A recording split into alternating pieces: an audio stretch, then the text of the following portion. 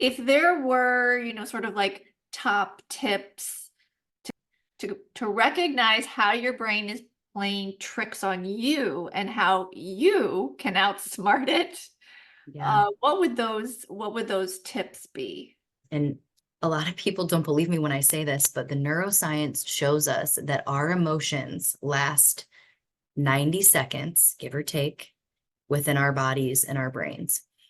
But what makes people want to really disagree with me when I say that is because most of us are not allowing our emotions to just do their thing. We grab onto them and we create meaning and we become a part of this stress cycle in a way that keeps us stuck in the tunnel. So think of that 90 seconds as a tunnel. Our emotion needs to go through that tunnel. And if we let it do its thing, I feel this pain coming up. I'm allowing it to be what it is, 90 seconds. Okay. And then I might get hit with another round in 90 seconds and another round in 90 seconds. But grabbing on to that stress cycle might look like, oh, my mind is now in control and it's telling me all these terrible things. Or it might even look like numbing and avoiding that emotion. So now your emotion's stuck in that tunnel and it's not lasting 90 seconds. It's lasting all week because you're not acknowledging it. You're not allowing it to move through your body. So we humans get really creative about the ways to latch on to that stress cycle. Wow.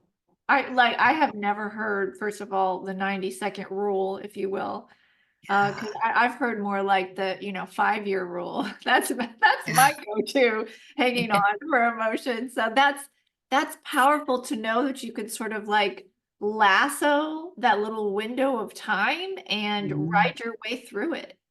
Yes, and it really is riding your way through it, and it's not comfy, right? It's breathing. It's breathing through the pain. It's trying to find these glimmers that help our body regulate when we're on the other side of that 90 seconds.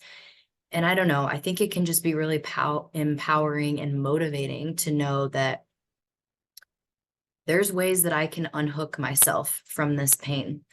There's ways that I can make this complete this cycle that our emotions are meant to complete, that they are meant to close that feedback loop if Wow. I just don't add more fuel to the fire. And the Wow. best thing that is, or the thing that's the best at adding fuel to the fire is that mind, our mind, that monster mind that gets in the way. So again, back to that self-witnessing, witnessing it in action. Wow. This is blowing my mind right now, seriously.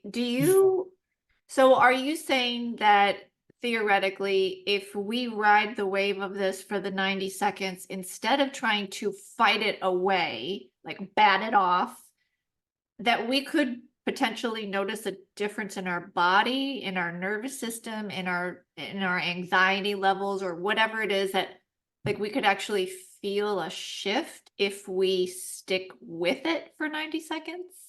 Absolutely. Absolutely. And I always tell people, don't take my word for it, give it a try. Try it. See how it feels different because being stuck in the tunnel, being stuck in the stress cycle results in anxiety, depression. I can't sleep or I sleep too much. I can't eat or I eat too much, or it becomes this buildup of emotion in our body that informs and just bleeds into everything, right?